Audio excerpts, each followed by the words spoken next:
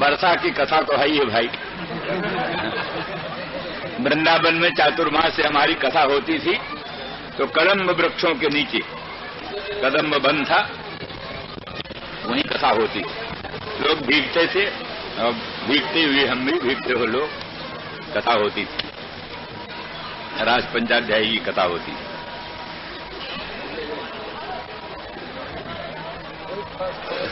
इसमें कुछ जगह होगी हो ओ ब्रह्मा, इधर है ना?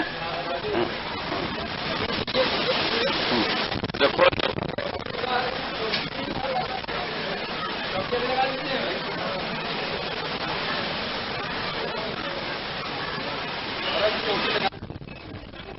आत्मा तो सभी का, साधु असाधु, पापी पुण्यात्मा, देवता दानव मानव पशु पक्षी, सभी का आत्मा भगवान का ही आत्मा है, भगवान का ही परम प्रिय आत्मा। सब भगवान को परम प्रिय। शुद्धि अशुद्धि दोष गुण सब उपाधियों के ही होते हैं। देह इंद्रिय मन बुद्धि अहंकार के ही दोष से प्राणी दूषित होते हैं। इनके गुण से ही प्राणी गुणी होते हैं। दोष गुण के आधार देह इंद्रिय मन बुद्धि अहंकार आदि उपाधियां हैं।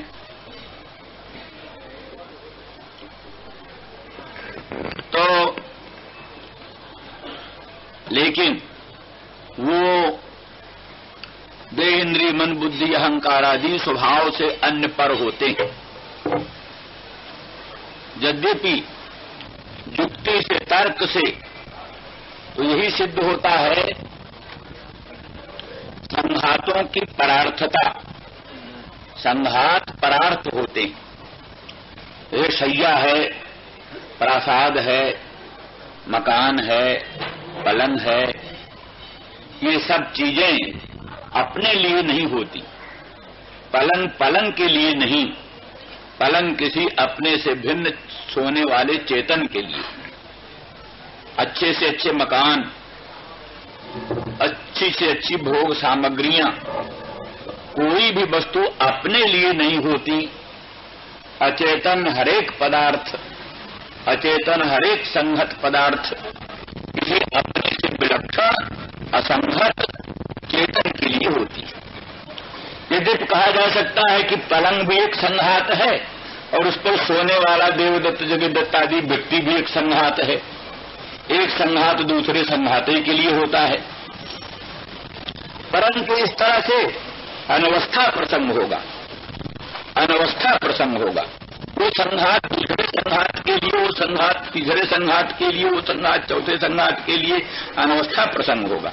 दूसरी बात ये जोड़ना चाहिए कि शैया प्रासाद आदि संघात भी स्वविलक्षण के लिए है, ये तो मानना ही पड़ेगा। स्वविलक्षण तो शैया आदि अचेतन है, उस पर सोने वाला देवदत्त जगदत्त आदि व्यक्ति चेतन है। संघात होते हुए भी, संघात विशिष्ट होने पर भी चेतन है। तो इतनी ही व्याप्ति बनाओ कि संघात अपने से विलक्षण किसी अन्य के लिए होता है। जैसे शैया है, प्रासाद है और नाना प्रकार की भोग सामग्रियां हैं, वो अपने लिए नहीं होती, अपने से विलक्षण किसी अन्य के लिए होती है। शैया है, ये सब अपने लिए नहीं होती, अपने से विलक्षण किसी जीवित जागृत चेतन देवदत्त आदि व्यक्ति के लिए होती। तो अब हमारा जो देह इंद्रिय मन बुद्धि अहंकार देवदत्त का है, जगदत्त का है, वो भी संघात ही। उसमें भी देह है, इंद्रियां है, मन है, बुद्धि है, इन सबका झोरमुक्त देह। तो ये संघात भी स्वविलक्षण के लिए, अपने से किसी विलक्षण के लिए। तो विलक्षणता किस दृष्टि से होगा? तो ये संघात अनेकात्मक है, ये संघात जड़ है, ये संघात पर प्रकाश है, ये संघात सुख दुख मोहात्मक है। ये इससे विलक्षण क्या होगा? वो विलक्षण होगा अनेकात्मक से विलक्षण एकात्मक। ये अनेकात्मक है, उससे विलक्षण एकात्मक। और ये है पर प्रकाश्य, इससे विलक्षण होगा स्वप्रकाश। ये है सुख दुख मोहात्मक, इससे विलक्षण होगा सुख दुख मोहातीत। ये है सासंग, इससे विलक्षण होगा असंग।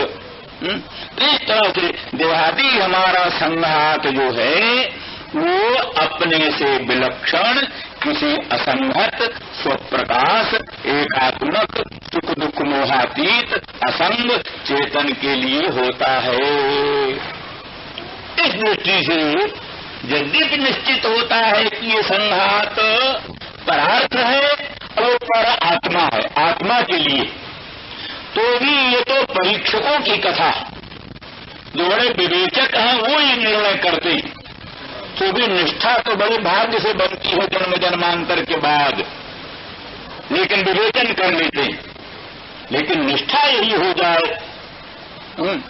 देह इंद्रिय मन बुद्धि अहंकार आदि संहार असंगत स्वप्रकाश अखंड एक सुख दुख मोहातीत असंग चेतन के लिए है, ये निर्णय हो जाए, ऐसी निष्ठा भी हो जाए तो जन्म जन्मांतर का पुण्य।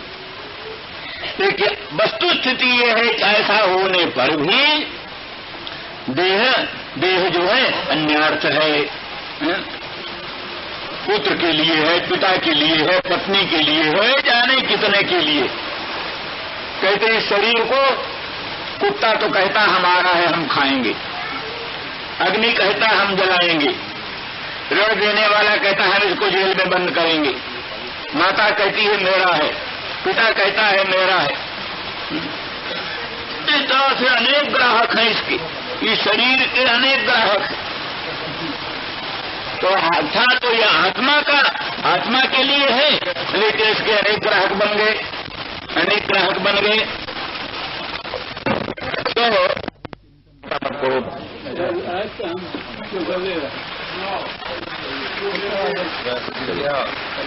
हाँ, तो इसलिए कहने का मतलब हुआ कि अन्न प्राणी, ये इंद्रियां सब अन्न पर हैं, इसलिए परांच खानी विग्रह स्वयंभू नेत्र रूप दर्शन के लिए व्यग्र है, कान शब्द रसास्वादन के लिए व्यग्र है, रसना रसास्वादन के लिए व्यग्र है, और घ्राण गंध आघ्राण के लिए व्यग्र है।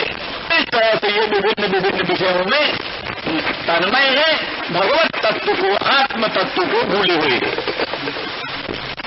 भगवान कहते हैं अगर किसी सौभाग्यशाली ने इनको सबको भी मत पर बना दिया, व्यवहारिक रूप में भी मत पर बना दिया, अर्थात मेरे गुणगणों के श्रवण में ही कान को लगा दिया, मेरे चित्र मंगलमय दर्शन में ही नेत्र को लगा दिया, मेरे मधुर मनोहर मंगलमय स्वरूप का रसास्वादन सुस्पर्श का रसास्वादन करने के लिए टोक को लगा दिया, तो उनका देह भी हमारा हो जाता है, उनकी इंद्रियां भी हमारी हो जाती हैं, उनका कार्यक्रम संघात भी हमारा ही हो जाता है। उनका आत्मा ही भगवान का नहीं, उनका देह भी भगवान का, उनकी इंद्रियां भी भगवान का, उनका सर्वस्व भगवान का। इसलिए मन मनस्का मत प्राणा, वो मन मनस्क हैं, मत प्राण हैं। इसीलिए भगवान कहते हैं कि उनकी आत्मा में, उनके अंतःकरण में, उनके प्राण में, उनके मन बुद्धि में हमारा ही सन्निवेश है। इसलिए उनकी आधि हमारी आधि, उनकी जो आधि है, आधि माने मानसिक पीड़ा, गोपांगनाओं को जो मानसिक पीड़ा है, भगवान श्याम सुंदर ब्रजेंद्र नंदन मदन मोहन श्याम सुंदर के विप्रयोग जन तीव्र ताप से संताप है, पीड़ा है, वो पीड़ा भगवान कहते वो पीड़ा, उनकी पीड़ा हमारी ही पीड़ा, क्योंकि उनका मन हमारा मन एक ही हो गया, उनका प्राण हमारा प्राण एक ही हो गया है। उनकी जो पीड़ा है वो हमारी ही पीड़ा है, उनकी जो आधी है वो हमारी ही आधी है। इसलिए उद्धव रूपांगना अनिर्वचनीय हैं, मनोवचनातीत हैं। उनके जो गुण हैं, उनके जो चरित्र हैं, उनकी जो महिमा है, वो मनोवचसाम अगोचर है, मन वाणी का अगोचर है। तुम धन्य धन्य हो जाओ, उनका दर्शन करो, तुम कृतकृत्य हो जाओ। इसीलिए अब इस प्रसंग में कहते हैं, ये त्यक्तलोक धर्माश्च मदर्थे तान विधर्म हम। ये त्यक्तलोक धर्माश्च एतावता ये बतला दिया कि अंतिम स्थिति ये है कि सबको त्याग कर ही, सबको त्याग कर ही मत परायण होने से ऊंची स्थिति बनती, जहां नाना प्रकार के सगे संबंधियों की चिंता बनी रहती है, जहां भोजन पान की चिंता बनी रहती है, जहां घर द्वार की चिंता बनी रहती है, मित्र शत्रु की चिंता बनी रहती है, वास्तविक में वहां शुद्ध भगवत भक्ति, शुद्ध अनुरक्ति, शुद्ध भगवत परायणता नहीं बनती। वो तो थोड़े देह के भक्त हैं, थोड़े भगवान के भक्त हैं। थोड़ा देह की सेवा करते हैं, बल्कि ज्यादा सेवा देह की, थोड़ी सेवा भगवान की।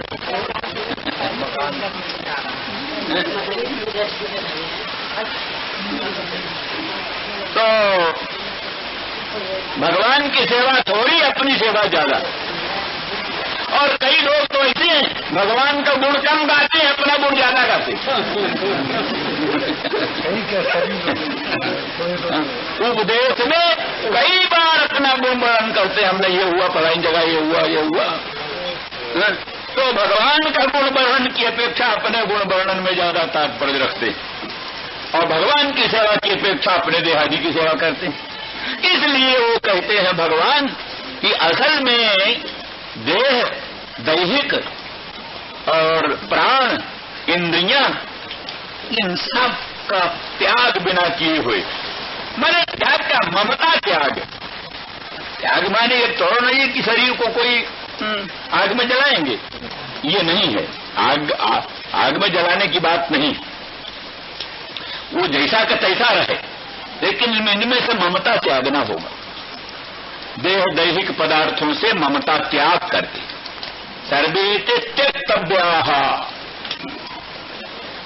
जैसे गोपांगनाओं ने मदर्थे त्यक्त दैहिकाः, मेरे लिए उन्होंने देह और देह संबंधी पति पुत्र आदि और भोजन पान आदि सब का त्याग कर दिया। तो बोले फिर भगवान सब कुछ त्याग कर देंगे तो जीवन निर्वाह कैसे होगा? जीवन निर्वाह कैसे होगा? भोजन पान त्याग देंगे, गृहादि त्याग देंगे, संबंधियों को त्याग देंगे, तो आखिर दैहिक यात्रा कैसी चलेगी? तो कहते तान विभर में हम, उनका भरण हम करते हैं, उनका पोषण हम करते हैं। किसी ने घोड़ा बेच दिया, घोड़ा बेच दिया, तो क्या उसको ये चिंता रहती है घोड़े को कौन घास खिलाएगा, घोड़े को कौन पानी पिलाएगा? घोड़ा बेच दिया तो हमको क्या चिंता, घोड़े को कौन पानी पिलाएगा, कौन घास खिलाएगा, कौन दाना खिलाएगा? जो खरीदेगा वो खिलाएगा। तो जैसे हमने घोड़ा बेच दिया, ऐसे हमने अपने आप को भगवान के चरणों में अर्पित कर दिया। भगवान जाने, अब भगवान जाने। इसलिए यहां कहते हैं जथा मत हस्तस्थम वस्तु न केनापि उपहंतुम शक्यते, मेरे हाथ में रहने वाली चीज का कोई उपघात नहीं कर सकता। सर्वेश्वर सर्वशक्तिमान अनंत ब्रह्मांड नायक भगवान के हाथ में जो चीज है, कौन दुनिया में है कि जो उसका उपघात कर सकेगा? ऐसे वो तो मध्यस्थस्थ हो गए, उन्होंने मुझको अर्पित कर दिया सब कुछ। अब सब कुछ उनकी चीज मेरी हो गई, अब उसका विघात, मेरी वस्तु का विघात होगा। एक जगन्नाथ मंदिर के पीछे 80 घाट पर एक जगन्नाथ मंदिर, हाँ, उसके पीछे एक नरसिंह का मंदिर है, नरसिंह का मंदिर, बड़ी भारी नरसिंह मूर्ति, और नरसिंह भगवान का हाथ बड़ा विशाल है, और उसी हाथ के नीचे छोटा सा बच्चा खड़ा है, छोटा सा बच्चा खड़ा। तो इतना बड़ा विशाल भगवान का अद्भुत रूप और इतना विशाल हाथ, और उसके नीचे जो बच्चा है, दुनिया में कोई माई का लाल हो सकता है कि बच्चे को और आंख उठाकर देख सके? भगवान के हस्तारविंद की आतपत्र छाया जिसके ऊपर है, कौन दुनिया में उसका बाल बांका कर सकता? तो भगवत हस्तस्थ, भगवान के हस्त में है, वो भगवान के हाथ के नीचे है, दुनिया में कोई उसका उपघात नहीं कर सकता। इसलिए कहते जिन्होंने अपना सर्वस्व मुझ में निवेदित कर दिया, सर्वस्व जिसने अपना सर्वस्व मुझ में अर्पण कर दिया, उनकी सब वस्तु, उनका संघात, इंद्रियां, मन, आत्मा, सब कुछ मत हस्तस्थ चीज है, मेरे हाथ की चीज है, उसकी रक्षा का उत्तरदायित्व, उसकी रक्षा का जिम्मेदारी हम पर है। तो हमारे हस्तस्थ वस्तु का कौन उपघात कर सकता है? इसीलिए अनन्याश्चिन्तवन्तो माम ये जना पर्युपासते तेषाम नित्याभियुक्तानाम योगक्षेमं वहाम्यहम्। भगवान गीता में कहते हैं, जो अनन्य होकर, न अन्यो जैसाम ते अनन्या, तो जिनके और भी कोई है वो अनन्य कहाँ हुई? जिनके और भी कोई है वो अनन्य कहाँ हुई? जिनके और कोई नहीं, बिल्कुल सबसे नाता तोड़ दिया। जननी जनक बंधु सुत दारा, तन धन सहित सुहृद परिवारा, सब कर ममता ताग बटोरी, मम पद मन ही बांधि बट डोरी, समदर्शी इच्छा कछु नाही, हर्ष शोक भय नहीं मन माही, अस सज्जन मम उर बस कैसे, लोभी हृदय बसत धन जैसे।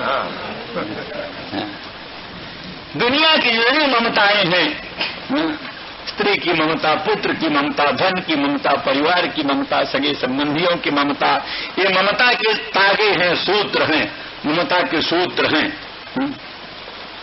इधर ममता का एक सूत्र, इधर ममता का एक सूत्र, इधर ममता का एक सूत्र, ममता के सूत्र बिखरे हुए। उन ममता के सूत्रों को बटोर लो, बटोर कर इकट्ठा करके उनकी डोरी बट लो, करके और उस ममता को एक भगवान में बनाओ, भगवान के चरणों में बांध दो अपने मन को, उसी ममता रूपी सूत्र की डोरी से भगवान के चरणों में बांध दो। बस तो समदर्शी हो करके, सब इच्छाओं को त्याग करके भगवान के मन में मन मिला दो, भगवान की इच्छा में इच्छा मिला दो, भगवान के हृदय में हृदय मिला दो, भगवान की आत्मा में अपनी आत्माओं को मिला दो। बस फिर भगवान कहते हैं, अस सज्जन मेरे हृदय में ऐसा बसता है, ऐसे लोभी के हृदय में धन बसता है। ऐसे लोभी को धन में प्यार होता है, ऐसे उसमें मुझको प्यार होता है। तो ऐसी परिस्थिति में निरपेक्षम मुनि शांतम निर्वैरम समदर्शनम अनुव्रजाम्यहं तेषाम पूयोत्यंग्रेणुभिः। निरपेक्ष है, मुनि है, शांत है, निर्भय है, समदर्शन है, ऐसा जो महामुनीन्द्र अंतर्मुख भगवत भक्त, उसके हम पीछे पीछे चलते हैं, क्योंकि उसके चरणों से धूलि उड़कर हम पर पड़ेगी, हम पवित्र हो जाएंगे भगवान के। ये भगवान का, उनके चरणों की धूलि से हम अपने को पवित्र करने के लिए उनके पीछे पीछे चलते हैं। वहाँ राम स्वभाव जन जाना, तिनहि भजो न तनि भाव न आना। जो भगवान के स्वभाव को जान लेते हैं, उनको सिवा भगवान के भजन के और कोई भाता ही नहीं। जो भगवान का ये स्वभाव समझ लें, निरपेक्षम मुनिं शांतम निर्वैरम समदर्शनम अनुव्रजाम्यहम तेषाम पूर्वेत्यम्रेणुभिः जन्मम उर्वस कहते लोभी हृदय बसत धन जैसे इत्यादि इत्यादि भगवान के स्वभाव को जिन्होंने समझ लिया, उनको फिर भगवान का भजन छोड़कर ये और कोई वस्तु अच्छी लगती नहीं। तो इस प्रकार से भगवान ने उद्धव को गोपांगनाओं का ये लोकोत्तर महत्व वर्णन किया और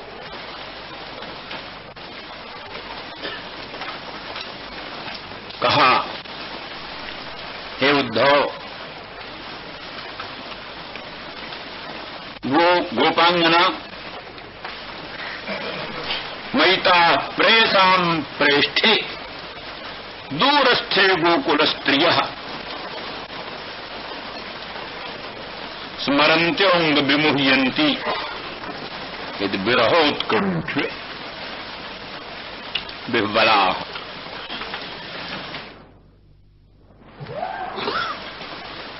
मैता प्रेसाम प्रेष्ठे,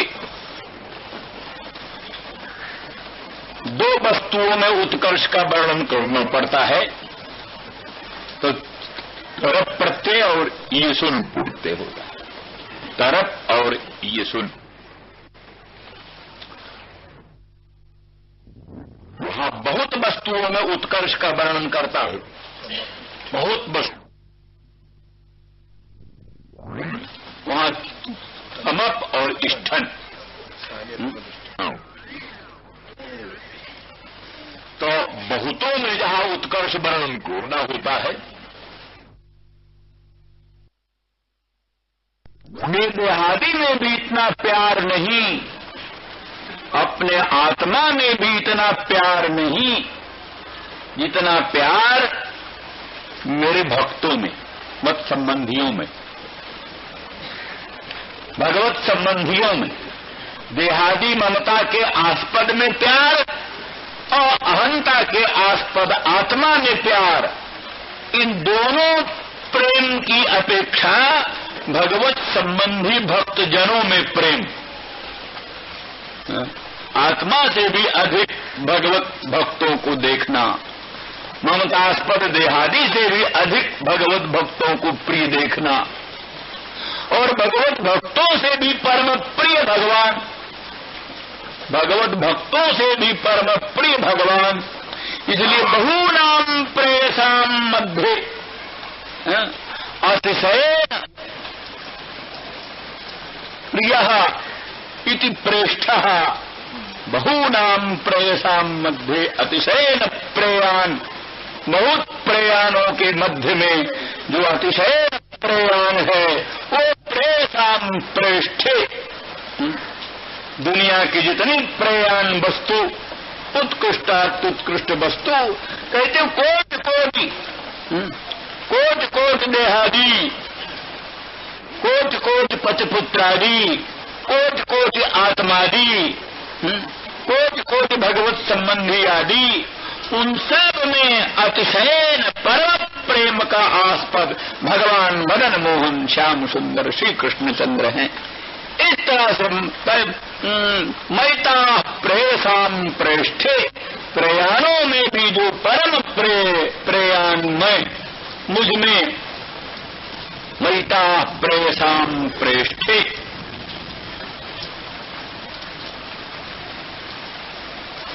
दूरस्थे, प्रेयसाम प्रेष्ठ, प्रेयसाम प्रेष्ठ, मदन मोहन श्याम सुंदर सब कुछ। पीछे कहा ना कि दैतम प्रेष्ठम आत्मानम मनसागतादि, पहले श्लोक, दैतम, मुझको अपना दैत मानती, दयावान, दया संजाता अस्येति दैतः, दयावान पति, दयावान परम पति, भगवान श्याम सुंदर कृष्णचंद्र।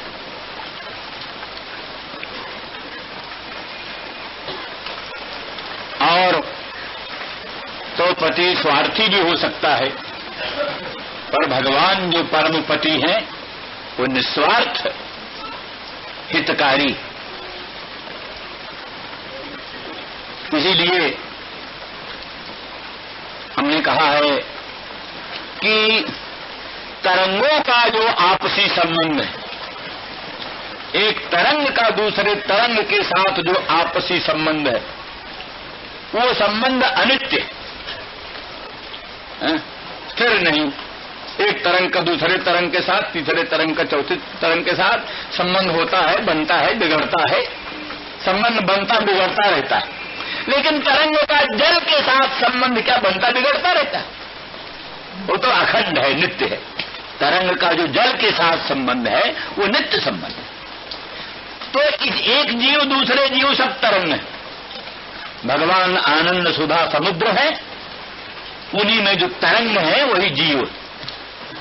भगवान शंकराचार्य जी कहते सत्य भेदा पग में नाथ तवाहम नमाम कीनस्त्वम सामुद्रो ही तरंग क्वचन समुद्रो न तारंग। हे प्रभु, हे सर्वेश्वर, आप हमारे हैं।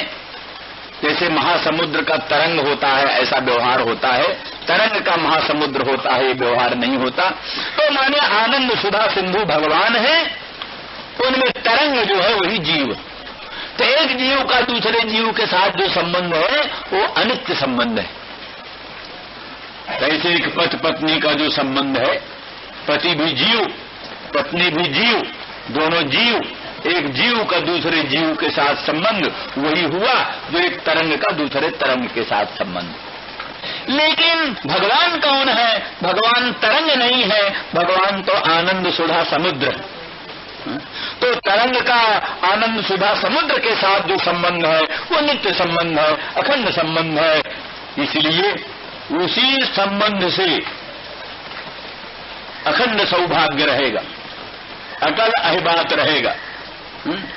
कभी भी सौभाग्य भंग होने की ही संभावना नहीं, क्योंकि एक जीव पति एक जीव पत्नी इनका तो संबंध विच्छिन्न हो जाएगा, सौभाग्य भंग होने का डर है। लेकिन अगर जीव संबंध त्याग करके उस सर्वेश्वर सर्वशक्तिमान भगवान से संबंध जोड़ लिया, उसके साथ अखंड नाता जोड़ लिया, तो वो परम पति है, उसका तो कभी भंग नहीं होगा, नाश नहीं होगा। इसलिए अखंड सौभाग्य स्वाभाविक बना रहे। इसलिए दया संजाता से दैता दयावान सर्वेश्वर अकारण करुण करुणा करुणालय भगवान को पति बनाया, वही पति। दैताम दैतम और प्रेष्ठम बहुनाम प्रेयसाम मध्य अतिशयन प्रेयान, बहुत प्रयाणों के मध्य में अतिशयन प्रयाण है, इसलिए भगवान प्रेष्ठ। और आत्मान मुझको ही उन्होंने आत्मा भी मान रखा है। गोपांगनाओं का आत्मा कोई जीवात्मा आत्मा नहीं है। तुम्हें वेदांत का सिद्धांत है, वेदांत भी तो अहमर्थ को आत्मा नहीं मानता। अहमर्थ आत्मा नहीं है, जीवात्मा आत्मा नहीं है, किंतु भगवान सर्वेश्वर ही आत्मा है। तो भगवान है, हाँ, वाच्यार्थ नहीं है, लक्ष्यार्थ है। इसलिए भगवान ही आत्मा है। इसलिए वो हमको दैत मानती है, प्रेष्ठ मानती है, आत्मा मानती है। मनसा गता, गता माने जे गत्यर्थास्ते बुद्ध्यर्था, जिनका गति अर्थ है उनका बुद्धि भी अर्थ है। इसलिए निश्चितवत्या मन से मुझको ही दैत, मुझको ही प्रेष्ठ, मुझको ही आत्मा निश्चित कर लिया है गोपांगना जनों ने। तो वो जो आत्मा है प्रेषाम प्रेष्ठ भगवान मैं हूं, वो दूरस्थे दूर हूं, दूरस्थे प्रेषाम प्रेष्ठे मई दूरस्थे। ता गोकुल स्त्रिया, इतर स्त्रियां नहीं है, गोकुल की स्त्रियां। गोकुल स्वभाव से प्रेम प्रधान जगत, दुनिया में प्रेम प्रधान जगत, गोकुल, गोकुल की स्त्रियां हैं स्वभाव से अनुरागिणी, स्त्रियां स्वभाव से अनुरागिणी होती हैं। सब भगवान ने एक संपत्ति दे रखा है उनको, अनुराग प्रेम की। वो संपत्ति पुरुषों में नहीं, जो अनुराग की संपत्ति है उस स्त्रियों में। तो अब ये दूसरी बात कि उसका सदुपयोग करें कि दुरुपयोग करें। सदुपयोग करें अपने अनुराग की, तो वो अनुराग संपत्ति भगवान ने स्वभाव से दे रखा है। उस अनुराग को भगवान के चरणों से संबंधित करके धन्य धन्य बन सकती, और उसी अनुराग को संसार में लगा दिया तो फिर उससे अधन्य अधन्य भी हो सकती। तो तत्रापि गोकुल स्त्रियां, गोकुल की स्त्रियां हैं, इनका तो अनुराग लोकोत्तर सीमा पर है। उन्होंने वर्णन किया है कि गोकुल की, ब्रज की साधारण स्त्रियां भी स्त्री, रमा रमा है स्त्री। साधारण वृक्ष भी वहां के कल्प वृक्ष, साधारण वृक्ष भी कल्प वृक्ष हैं, साधारण स्त्रियां भी लक्ष्मी, ब्रज की स्त्री।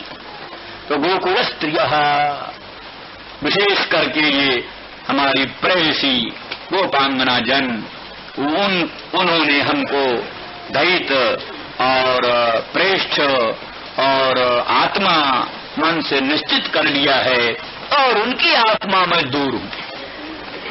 मैता प्रेषाम प्रेष्ठे,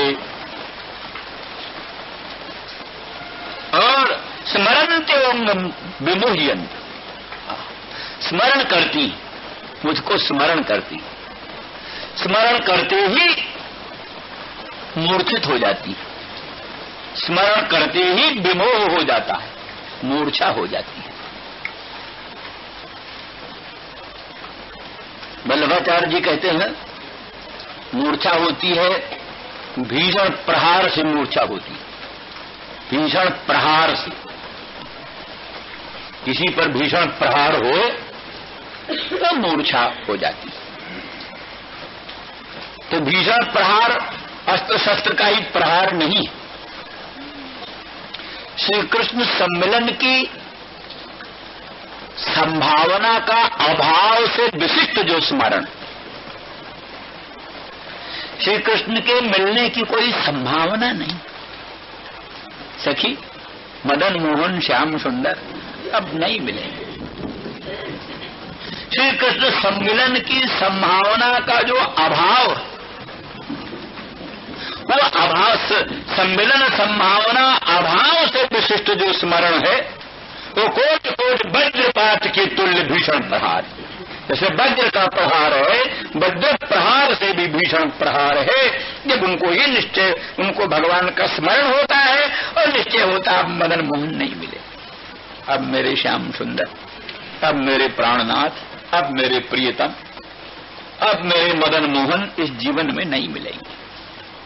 इस प्रकार से सम्मिलन संभावना के अभाव से विशिष्ट जो स्मरण है, वो भीषण प्रहार के तुल्य उनके हृदय को आहत कर देता है, इसीलिए मूर्छित हो जाती। स्मरन्त्योंग विमुह्यन्ति, अंग संबोधन करते हुए मालूम पड़ता है भगवान भी प्रेम में विह्वल हो गए, और गोपांगनाओं की स्थिति को स्मरण करते हुए स्वयं भी अपने आप को संभाल सकने में असमर्थ होते हुए, हे अंग, बड़ा मधुर संबोधन, हे अंग। उद्धव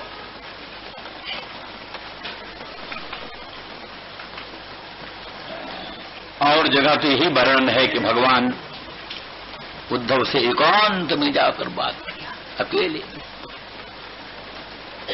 इसलिए गोपांगनाओं की चर्चा करते करते, स्मरण करते करते कंठ रुद्ध हो जाता है, कंठ गदगद हो जाता है, आंखें आनंदाश्रु से भरपूर हो जाती हैं, अंग अंग रोमांच कंटकित हो जाता है, और एक विचित्र प्रेम की अवस्था भगवान कृष्ण में आविर्भूत होती है।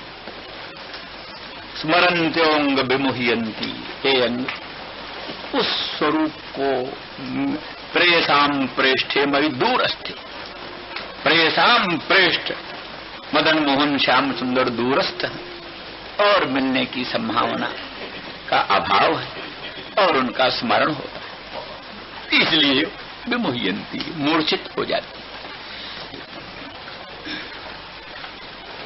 और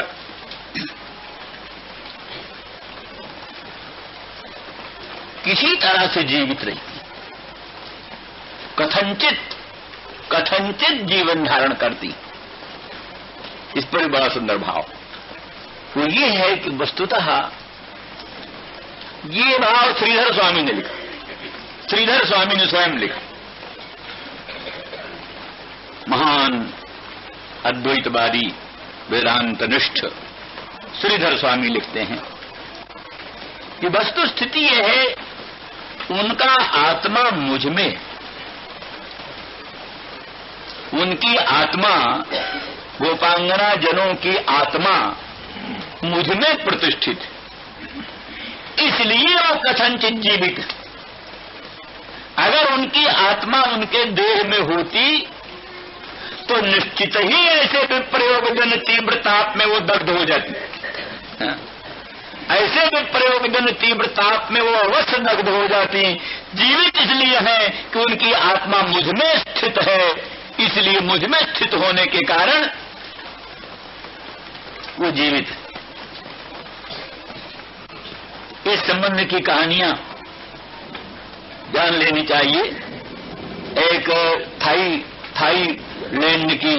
थाईलैंड की कथा, राम कीर्ति, हिंदी में उसका अनुवाद है राम कीर्ति, वहां की भाषा में रामकियन नाम से प्रसिद्ध।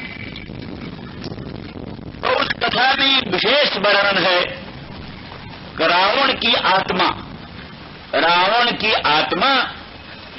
रावण का कोई गुरु था। वो रावण का गुरु रावण की आत्मा को निकाल करके एक किसी अपने पिंजड़े में रखता है। तो वो रावण की आत्मा पिंजड़े में बंद रहती थी, इसीलिए राम यहाँ कितना मारे रावण को, कितने सिर काटे, कितने उनका पांव काटे, हाथ काटे, रावण मर नहीं देता था, नहीं मरता, क्योंकि आत्मा उसमें नहीं, उसके देह में आत्मा नहीं। आत्मा तो वहां पिंजड़े में है, गुरुजी के घर में। तो फिर वहां लिखा है कि हनुमान जी और अंगद जी दोनों गुरुजी के यहां गए, राम के बागी होकर कि राम ने, देखो हमने इतना बड़ा राम का काम किया, लंका ध्वंस किया और ये सब कुछ किया, पर राम तो बड़े निर्दय हैं, बड़े कठोर हैं और राम ने हमारी कोई कृतज्ञता नहीं मानी, इसलिए हम अब रावण का साथ देंगे। गुरुजी रावण का साथ देंगे, तो तुम चलो रावण से हमारा समझौता करा दो, तुम रावण को समझा दो, हम रावण का साथ देंगे और जो है सो राम से युद्ध करेंगे। गुरुजी बड़े प्रसन्न हुए, बोले हमारे चेला की रक्षा हो गई, अब कोई क्या बात। तो फिर हनुमान जी अंगद जी दोनों गए कुछ दूर तो गुरुजी के पास। तो हनुमान जी ने कहा, लेकिन गुरुजी एक बात कहा, क्या भाई? अरे महाराज, वो रावण की आत्मा वहां रखी हुई है, कोई उठाने ले जाए वहां से, इसलिए उसको साथ ले लो। रावण की आत्मा वहां रखी हुई है तो कहीं वो उसका कहीं गड़बड़ न हो जाए, इसलिए उसको साथ ले लो। उनको भी समझ में आया, हाँ हम सब लोग चल रहे हैं और उसकी आत्मा को ही ले जाए। तो बोले हाँ ले लो। तो उसी लेने के लिए अंगद को भेजा। तो फिर अंगद को ऐसा युक्ति बनाया कि कोई काल्पनिक मिथ्या जो था पिंजड़ा, वो पिंजड़ा साथ ले लिया और रावण का जो असली आत्मा का पिंजड़ा था वो अंगद को दे दिया। वो कहा तुम ले जा करके समुद्र किनारे वहां कहीं गाड़ कर रखो और जिस समय हम कहेंगे उस समय तुम लाना उसको। तो फिर वो आत्मा को लेकर के अंगद वहां चले गए और झूठे मिथ्या आत्मा को लेकर के ये गए वहां, और फिर रावण से जो कुछ भी जैसा तैसा समझौता हुआ है जो कुछ भी, तो अंत होगा जब फिर युद्ध होने लगा तो राम के साथ फिर उस आत्मा को पकड़ लिया, उस आत्मा को मार दिया, तब फिर राम के बाण से वो रावण मरा। ये कहानी। तो माने कहने का मतलब ये कहानी समूल है, निर्मूल नहीं है। ये इस आधार पर ये भक्तों ने माना है और भगवान ने भी स्वीकार किया है। असल में गोपांगना जीवित इस दृष्टि, और वहां भी कल जैसे हमने एक शब्द कहा, क्या नाम भवदायुषान्न, तो भवान एवं आयुर्जासाम ताहा भवदायुषा तासाम भवदायुषाम। विधाता ने शरीर हमको हमारे हाथ में दिया, पर हमारी आयु आपके हाथ में दिया है, इसलिए श्याम सुंदर ब्रजेंद्र नंदन मदन मोहन के हाथ में हमारी आयु है, वही हमारी आयु है। वो जब तक है तब तक हमारे चाहने पर भी हमारे देह का अंत नहीं हो सकता, हमारे चाहने पर भी हमारे देह का अंत नहीं हो सकता। वो भगवत सम्मिलन की संभावना, भगवत सम्मिलन की आकांक्षा, उत्कंठा बनी रहती है, इसलिए प्राण जाते नहीं। नाम पाहरू दिवस निशि ध्यान तुम्हार कपाट, लोचन निज पद जंत्रिका जाहि प्राण की ही बाट। जनक नंदिनी जानकी ने भी कहा, प्राण तो निकलना चाहते हैं पर क्या करें, उनको निकालने का रास्ता ही नहीं। आपका नाम हर समय मुख में विराजमान है, नाम पहरा दे रही, दिवस निश दिन रात पहरेदार खड़े, नाम पाहरू दिवस निश, और ध्यान तुम्हार कपाट, हर समय तुम्हारा ध्यान रहता है, वही कपाट, वो ध्यान छूटे तब आत्मा कहीं से निकले। ध्यान तुम्हार लोचन निज पद जंत्रिका, ये लोचन निरंतर आपके मंगलमय पादारविंद के दर्शन के लिए व्याकुल है, यही कुंजी। तो इसलिए दरवाजा बंद, फाटक बंद, ताला बंद, कुंजी, इसलिए कैसे प्राण निकले। कहीं कहीं ये कहते हैं कि अविरल अश्रुधारा आंखों से निकलती रहती है, अविरल अश्रुधारा के कारण शरीर विरहाग्नि में जलकर भस्म नहीं हो जाता, नहीं तो विरहाग्नि में जलकर भस्म हो जाता अगर अविरल अश्रुधारा का प्रवाह न प्रवाहित होता। इस प्रकार से कथनचित धारयन्ति प्राण, किसी तरह से वो स्मरन्त्योंग विमुह्यन्ति, स्मरन्त्योंग विमुह्यन्ति, तो है अंग वो इस प्रकार से स्मरण करती हुई और व्यामोह को प्राप्त होती। बीच बीच में इसमें लिखा है, क्या नाम है, प्रत्यागमन संदेश ही, बार बार जो प्रत्यय, इससे मालूम होता और भी संदेश कई बार भगवान ने भेजा। प्रत्यागमन संदेश ही माने ये संभावना बनी रहे कि प्रभु आएंगे, मिलेंगे। इसमें एक सिद्धांत और भी है, ये सिद्धांत वस्तुतः गोपांगनाओं का भगवान में मदीयत्वाभिमान है। भगवान मेरे हैं तो मुझसे अलग कहां जाएंगे, ये है ना मदीयत्वाभिमान जो है। मेरे श्याम सुंदर, मेरे ब्रजेंद्र नंदन मदन मोहन, मेरे प्राणनाथ मेरे हैं, ये जो मेरे हैं ममता है, मदीयत्वाभिमान है। ये मदीयत्वाभिमान कभी निराशा उत्पन्न होने नहीं देता, निराशा उत्पन्न होने नहीं देता। और वो नहीं मिलेंगे ऐसी निराशा, अत्यंत निराशा उत्पन्न होने नहीं देता, इसीलिए मरना नहीं होता। अगर निराशा उत्पन्न हो जाए तो उसी क्षण मरे। इसीलिए इन सब दृष्टियों से भगवान उन गोपांगनाओं का लोकोत्तर महत्व वर्णन करते हुए और उनका स्मरण करते हुए कहते हैं कि उनकी तो मूर्छा परंपरा ही बनी रहती है।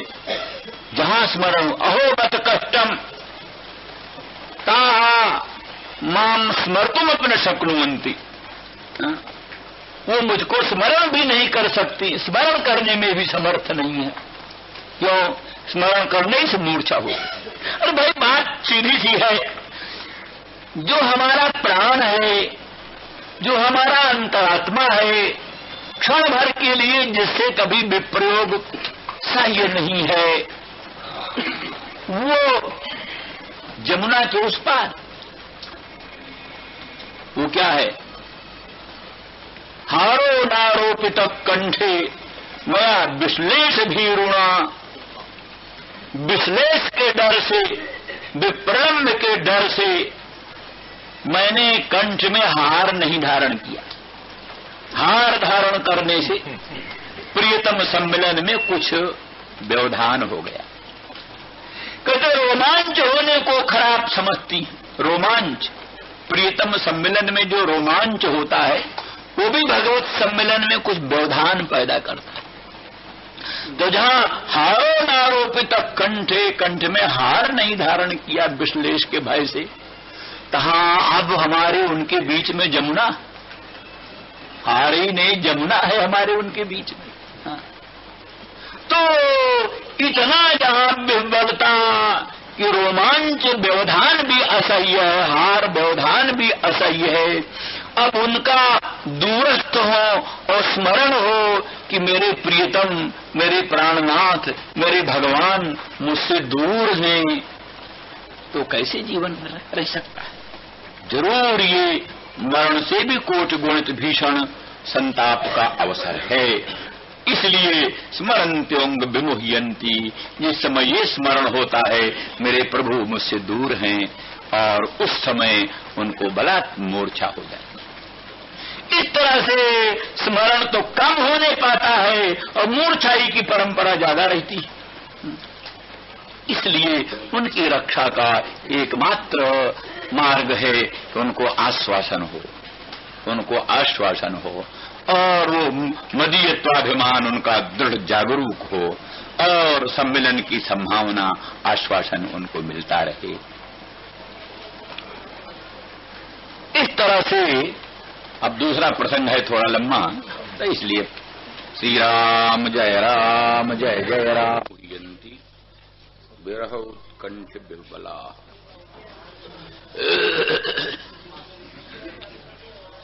शंका होती है कि अगर गोपांगना ब्रज सीमंतिनी जन सर्वथा भगवदात्मक हैं, भगवान के स्वरूप में तल्लीन हैं, भगवान के ही स्वरूप हैं, भगवान में ही लीन हैं, तब उनके लिए सोचने की कोई बात ही नहीं। उनके लिए आप चिंता क्यों करते? उद्धव जी की तरफ से शंका हो सकती है, यदि वो आपके स्वरूप ही हैं तो फिर उनके लिए सोचना व्यर्थ है। इस पर उत्तर है, ठीक है, वस्तु दृष्टया गोपांगना ब्रज सीमंतिनी मेरे स्वरूप ही, मेरी परम शक्ति स्वरूपा, मेरी स्वात्म भूता, तथापि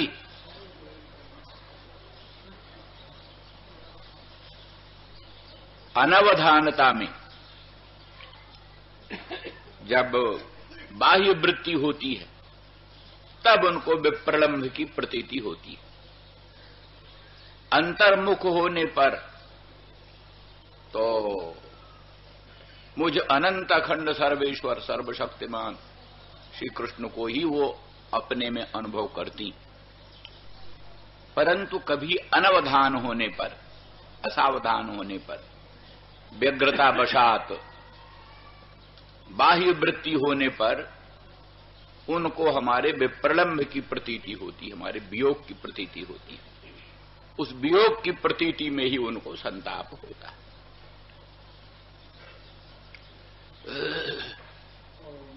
क्यों? तो इसीलिए कहा मयिता प्रेष्ठ प्रेयसाम प्रेष्ठे। दुनिया की ममतास्पद जो वस्तु हैं, जिनमें प्राणी को ममता होती है, पुत्र कलत्र वित्त आदि, पुत्र है, कलत्र है, वित्त है, उनमें प्राणियों को प्रेम होता है, स्नेह होता है, वो प्राणियों को प्रेमास्पद होते हैं। लेकिन जो अहंता का आस्पद है उसमें अत्यधिक प्रेम होता है। ममता का आस्पद देहादि, अहंता का आस्पद आत्मा। तो पुत्र कलत्र वित्त किसी में इतना प्रेम नहीं होता जितना आत्मा में प्रेम होता है। आत्मा के अनुकूल होने से ही उन वस्तुओं में प्रेम होता है। आत्मा के प्रतिकूल होने पर उन सब वस्तुओं में द्वेष हो जाता है। इसलिए ममता के आस्पद वस्तु भी प्रेमास्पद है, लेकिन उससे अत्यधिक प्रेम अहंता के आस्पद आत्मा में होता है। तो आत्मा प्रेयान है, प्रेयान है। दुनिया की वस्तु प्रिय है, प्रिय है, पर आत्मा अतिशय न प्रिय, प्रेयान, अतिशय प्रिय है आत्मा, इसलिए आत्मा प्रेयान है। ममतास्पद की अपेक्षा अहंतास्पद आत्मा सर्वाधिक प्रेम का आस्पद है। तो कहते हैं अगर वो आत्मा, प्रेयसाम यहां बहुवचन दिया, बहुवचन का अर्थ है अगर वो किसी प्राणी के पास अगर एक आत्मा न होकर अरबों आत्मा हो, कल्पना है, किसी प्राणी के पास एक आत्मा न होकर अगर अरबों आत्मा हो, बहुत आत्मा हो, तो उन आत्माओं से भी अधिक प्रिय भगवत संबंधी वस्तु इनको, इन गोपांगनाओं को अनंत अनंत आत्माओं से अधिक प्रिय भगवत संबंधी वस्तु। इसीलिए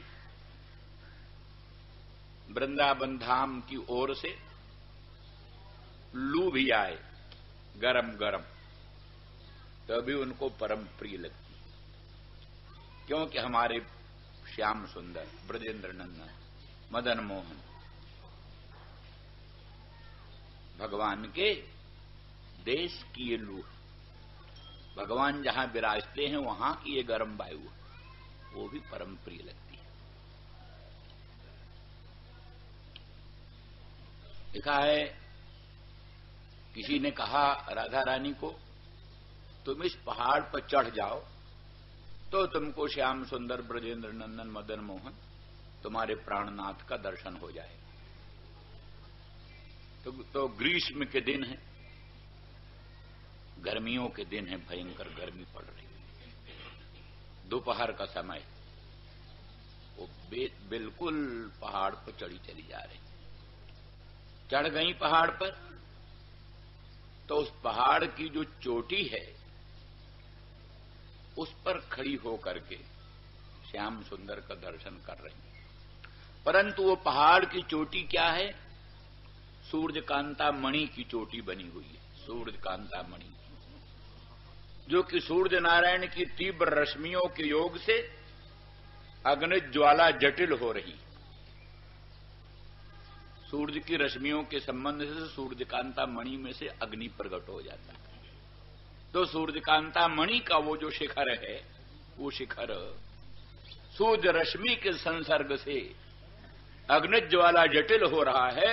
उस पर, उस शिखर पर पांव रख करके श्याम सुंदर का दर्शन कर रही हैं और अनुभव कर रही हैं मानो बड़े शीतल सुकोमल कमल पर हमारा चरण।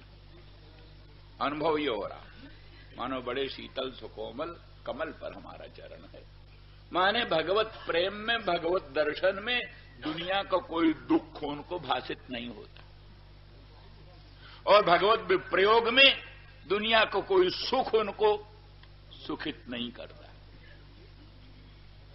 इसलिए प्रेषाम प्रेष्ठे, अत्यंत जो प्रेमास्पद अनंत अनंत प्राणी भी हों, उनसे भी अत्यधिक प्रिय उनको भगवदीय वस्तु, भगवत संबंधी वस्तु, और भगवत संबंधी वस्तुओं से भी सर्वाधिक प्रेमास्पद भगवान। इसलिए मैता प्रेषाम प्रेष्ठे, प्रयाणों का भी जो परम प्रयाण मुझ श्री कृष्ण में, उनका अत्यंत अनुराग।